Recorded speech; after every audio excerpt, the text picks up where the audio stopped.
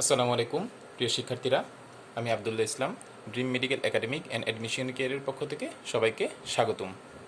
HSC 2024 ব্যাচের পরীক্ষার্থীদের সামনে কেমিস্ট্রি পরীক্ষা।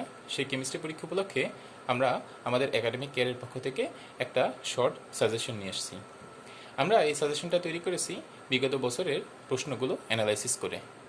এখান থেকে আমরা কয়েকটা টপিককে সিলেক্ট করছি, যে টপিক থেকে সাধারণত পরীক্ষায় বারবার কোশ্চেন আসে। তো তোমরা যদি এই টপিকগুলো খুব ভালো করে করতে পারো, তাহলে আশা করা যাবে যে তোমাদের পরীক্ষার রেজাল্ট ইনশাল্লাহ অনেক ভালো হবে। আমরা আজকে আমাদের প্রথম ভিডিওতে প্রথম পত্র দ্বিতীয় অধ্যায় থেকে আমরা আমাদের সাজেশনটা আমাদের সামনে উপস্থাপন করছি। আমরা ধারাবাহিকভাবে পরবর্তী অধ্যায়গুলো পরবর্তী ভিডিওতে নিয়ে আসব। তো চলো আমরা শুরু করি। আমাদের দ্বিতীয় পত্রের প্রথম পত্রের দ্বিতীয় অধ্যায় গুণগত রসায়ন। গুণগত রসায়নের যে চারটা টপিক আমরা সিলেক্ট করছি, এর মধ্যে এক নম্বরে আমরা রাখছি যে রিডবার্গ যে সমীকরণটা আছে 1/λ = r is 1/n1² - 1/n2²। এই রিডবার্গ ধ্রুবক, রিডবার্গ সমীকরণ থেকে পরীক্ষাতে অনেকবার কোশ্চেন আসে। এখানে কোশ্চেনটা এমনভাবে আসে যে একটা ইলেকট্রন উচ্চ কক্ষপথ থেকে নিম্ন কক্ষপথে আসছে,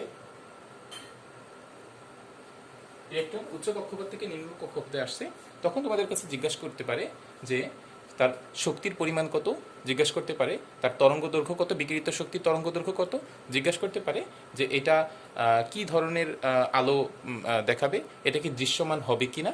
এই ধরনের কোশ্চেন এই সমীকরণ থেকে আসে। তো তোমরা এই সমীকরণ রিলেটেড প্রশ্নগুলো খুব ভালো করে অ্যানালাইসিস করবে। দ্বিতীয়ত আমরা দেখছি যে তোমাদের যে দ্রাব্যতা থেকে এই কোশ্চেনটা খুব বেশি পরিমাণে আসে যে অধক্ষেপ পড়বে কিনা। তোমাদেরকে দুটা দ্রবণ দিয়ে দিবে এবং একটা দ্রবণের কেএসপি দিয়ে দিবে। তোমাদেরকে জিজ্ঞাসা করবে যে দুটা দ্রবণ যখন মিশ্রিত করা হবে, মিশ্রিত দ্রবণের কোনো অধক্ষেপ পড়বে কিনা। আমরা জানি অধক্ষেপ পড়ার শর্ত হচ্ছে যদি মিশ্রিত দ্রবণের কেআইপি অর্থাৎ আয়নিক গুণফল ইজ গ্রেটার দ্যান কেএসপি অর্থাৎ দ্রাব্যতা গুণফলের বেশি হয়, সেক্ষেত্রে অধক্ষেপ পড়বে, বা যদি না হয় সেক্ষেত্রে অধক্ষেপ পড়বে না। এটা অনেকবার আসে।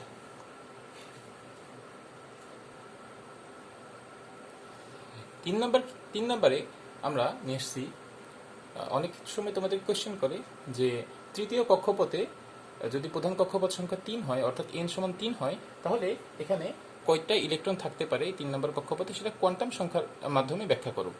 কোয়ান্টাম সংখ্যার মাধ্যমে ব্যাখ্যা করো বলতে পারে, বা যখন তোমাদেরকে গ নম্বরের কোশ্চেনটা দেবে যে ইলেকট্রন সংখ্যা কত, তখন তোমরা কোয়ান্টাম সংখ্যার সাহায্যে বের করবে।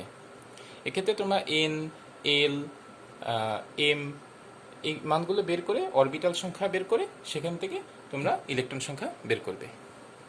এবং সবার শেষে আমরা দেখছি যে মূলক শনাক্তকরণ থেকে কয়েকটা বোর্ডে কিছু কোশ্চেন আসছে।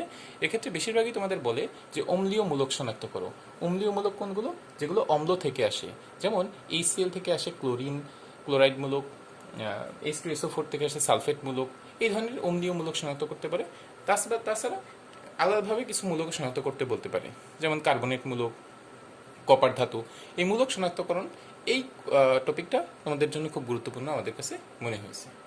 তো এই চারটা টপিক রসায়ন প্রথম পত্রের দ্বিতীয় অধ্যায় থেকে তোমরা যদি ভালোভাবে অ্যানালাইসিস করো, তো আশা করি রসায়ন প্রথম পত্রের দ্বিতীয় অধ্যায়ে যে দুইটা কোশ্চেন আসবে, আশা করি তোমরা ইনশাল্লাহ এর মধ্যে থেকে কমন পাবা। সবাইকে অসংখ্য ধন্যবাদ। আমাদের ভিডিওগুলো তোমাদের যদি একটু উপকারে আসে, তোমরা আমাদের চ্যানেলটা সাবস্ক্রাইব করে রাখবে এবং নতুন ভিডিওর জন্য বেল আইকনে প্রেস করে রাখবে। সবাইকে ধন্যবাদ। আসসালামু আলাইকুম।